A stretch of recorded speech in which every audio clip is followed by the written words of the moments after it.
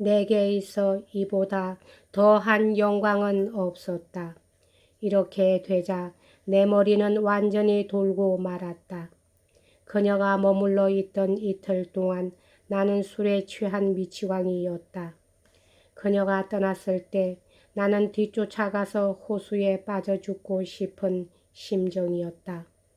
나는 큰 소리로 외쳐 오랫동안 허공에 메아리치게 했다. 일주일이 지나서 그녀는 내게 사탕과 장갑을 보내왔다. 그때 내가 만일 그녀가 결혼했다는 사실과 나를 위해 일부러 온 것처럼 보였던 그 여행이 실은 결혼식 예복을 사기 위한 것이었음을 몰랐더라면 그 선물이 얼마나 뜻있는 것으로 생각되었을 것인가. 나의 격분은 쓰지 않아도 짐작이 갈 것이다. 나는 고귀한 분노 속에 다시는 이 진실하지 못한 계집을 만나지 않겠다고 맹세했다. 그녀에 대한 그 이상 무서운 벌은 생각나지 않았다. 그러나 그녀는 그 때문에 죽지는 않았다. 왜냐하면 그로부터 20년이 지나 내가 아버지를 만나러 가서 둘이 호수 위에서 놀았을 때 내가 우리들의 배에서 그리 멀지 않은 배에 타고 있는 부인들을 보고 누구냐고 물은 일이 있었다. 아버지는 웃으면서 말했다. 저 여자 말이냐? 너 생각 안 나니? 너의 옛날 애인 크리스땡 부인 바로 그 벨송양 아니냐? 나는 거의 잊어버린 이름을 듣고 가슴이 떨렸다. 그러나 나는 사공에게 뱃머리를 돌리도록 명령했다. 복수하기에는 그 때가 조건이 아주 좋았지만 마음의 맹세를 깨뜨리고 새삼스레 40대인 여인과 20년 전 일을 가지고 이러니 저러니 할 것까지는 없다고 생각했기 때문에 그리하여 장래의 목적이 결정되기까지 가장 귀중한 유년기가 시시한 일들로 지나가 버렸다. 나의 소질을 찾아내기 위한 오랜 동안의 숙고 끝에 결국은 내가 제일 서투른 것으로 장래가 결정되어 시청 공정인 마스롱 씨 밑에서 베르나르 씨가 말하는 이른바 마구먹이라는 유리한 직업을 배우게 되었다. 이 별명은 무엇보다도 불쾌했다. 비열한 수단으로 주머니만 두둑하게 만든다는 것은 나의 고고한 성질에는 도저히 맞지 않았다. 이런 몸이 건조해서 견뎌낼 것 같지도 않았다.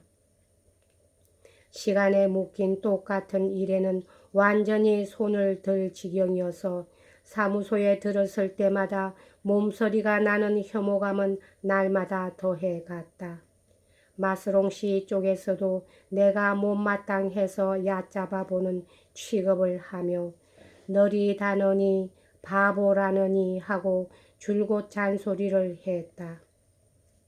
외삼촌이 이 애는 똑똑합니다. 무엇이든 다 알고 있어요. 하고 보정을 했는데 실상은 아무것도 모른다. 영리한 아이라고 장담을 해놓고 형편없는 멍청이를 보냈다느니 하며 매일같이 투덜거렸다.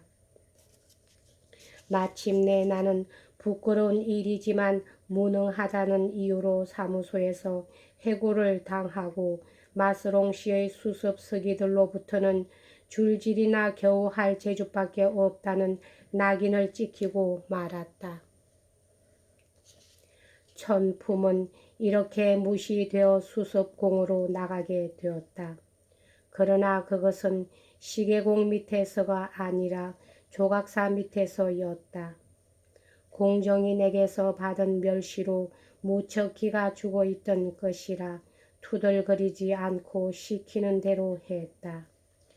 주인 뚜꼬망 씨는 뚝뚝하고 거칠은 젊은이였다. 그 기 짧은 동안에 나의 어린 시절의 광채를 완전히 흐리게 하고 귀엽고 활발한 내 성격을 무디게 만들어 정신면에서나 환경상으로나 완전히 수습공 상태로 떨어뜨리고 말았다. 라틴어도 옛날 지식도 역사도 모두 오랫동안 잊었다. 로마인들이 이 세상에 있었다는 것마저 생각나지 않게 되었다. 나의 아버지는 만나러 가야 이미 나에게서 전날과 같은 우상을 발견하지 못했다. 나는 이미 귀부인들에게 있어 지난날의 그 멋있는 장자크가 아니었다. 나도 그런 날을 충분히 의식했다. 랑베르시의 남매도 내 얼굴에서 옛 모습을 찾지 못하리라 싶어 그들을 대하기가 부끄러워서 그 길로 끝끝내 만나지 않고 말았다.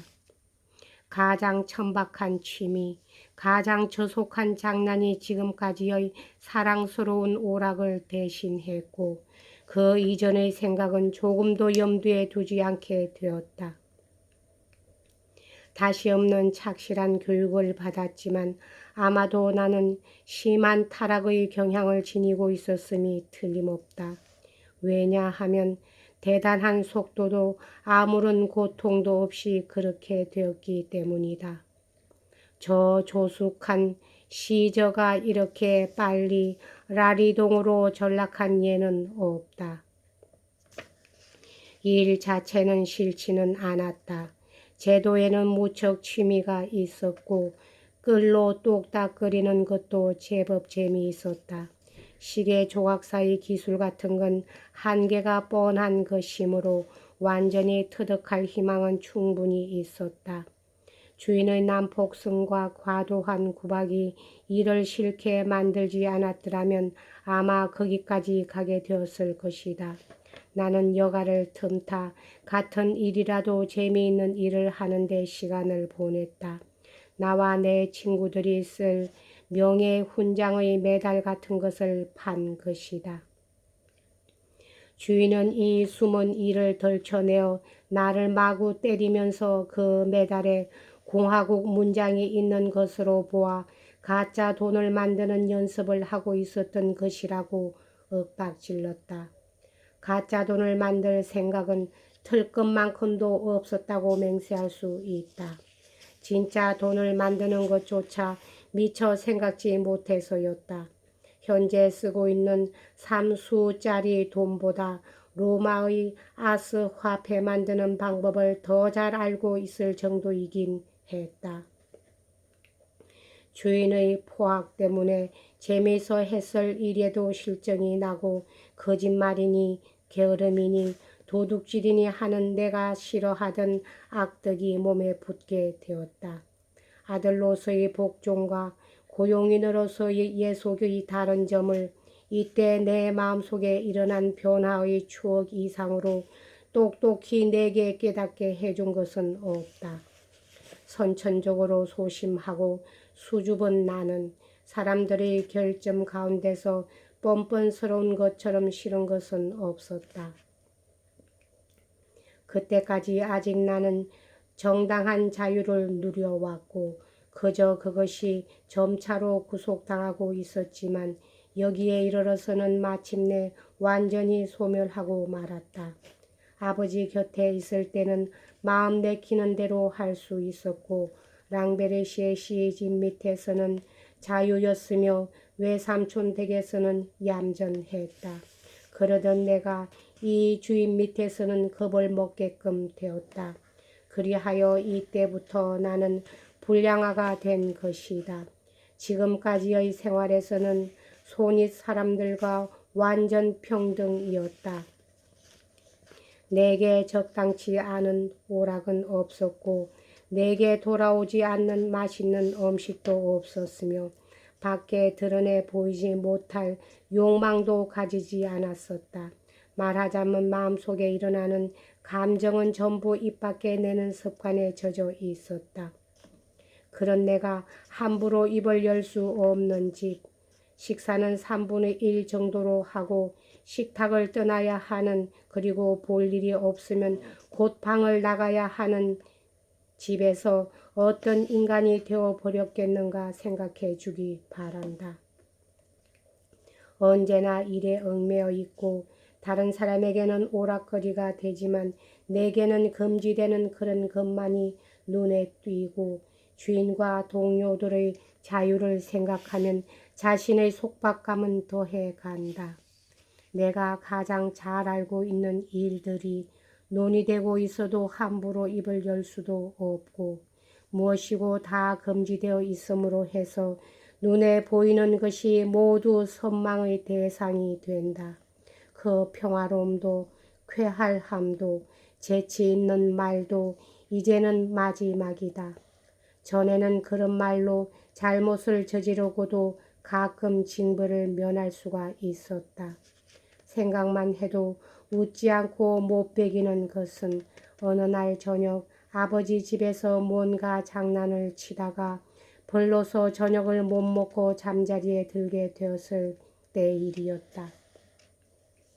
땅 한 조각을 들고 맥없이 부엌을 지나가는데 쇠고챙이에 꽂혀 돌아가며 구워지고 있는 불고기가 눈에 띄고 맛있는 냄새가 코를 찔렀다. 모두 불 주위에 앉아 있었다. 지나가며 한 사람 한 사람에게 인사를 해야 했다. 한 바퀴 돌고 났을 때 무척 맛있게 구워져서 냄새를 풍기고 있는 그 불고기를 곁눈으로 훌끗 보는 순간 불고기에게도 인사를 안을 수가 없어서 처량한 목소리로 불고기님 안녕히 주무셔요 하고 말하고 말았다. 천진난만한 순간적인 재치가 그 자리에서 무척 귀엽게 보여 어른들은 그대로 저녁 식탁에 남아있게 해주었다.